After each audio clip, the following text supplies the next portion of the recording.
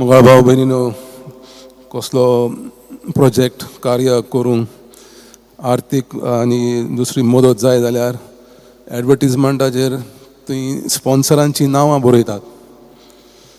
ते भाशेन आज जेजूक ताच्या अपॉस्ल कार्यांक कोण आदार दितालो तांची नांवां आमकां आयकूंक मेळ्ळ्यान. दादले आनी बायलो ताची सेवा करताल्यो. तशेंच आनी एक काणी, एक मोचीकार, शू मेकर, ताका पाद्री जावंक खुशी आसली पूण ताका तांक नासलें. ताच्यान ती पाद्री जावचें तें स्वप्न पूर्ण करूंक शकूंक ना.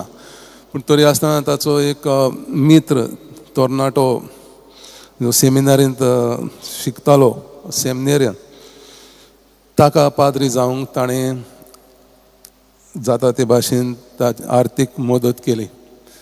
आनी तो पाद्री जाले उपरांत ताका पयलो पोस्ट पादवीकाराचो मेळ्ळो.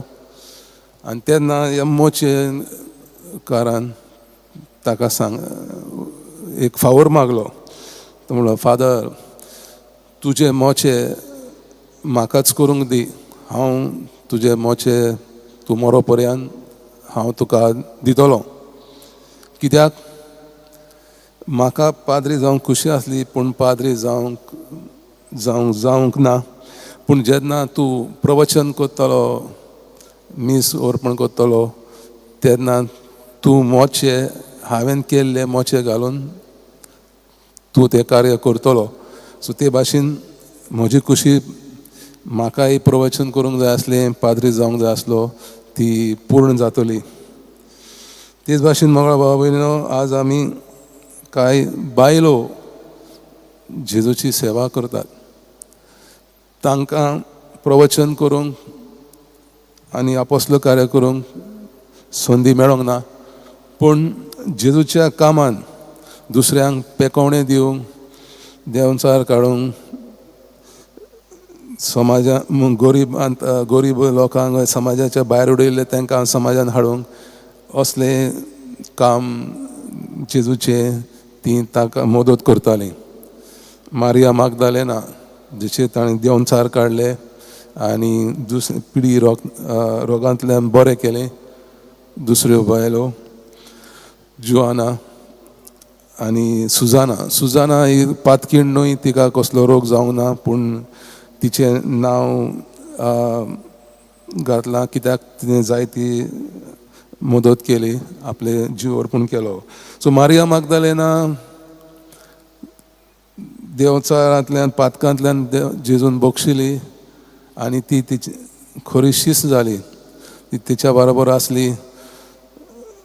कुर्साची वाट जेजून दवरली तेन्ना ताका सांगात दिवंक ती आसली. कुर्सार मारल्या उपरांत तुय ती आसली.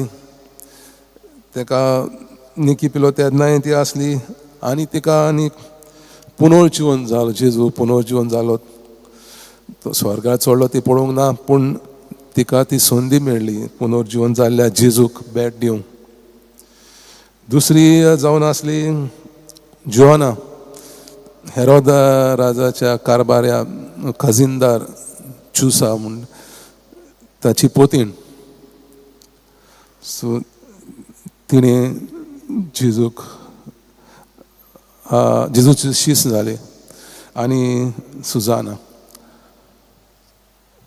तो देवाची कुशी, देवाक आमी ताची मदत करली जाय जाल्यार कोणाच्यान आमकां आडोवंक जायना, न्हय म्हूण देंवचार, न्हय मनीस. आनी जेजूक, देवाक आमची प्रत्येक जाणांची गरज आसा.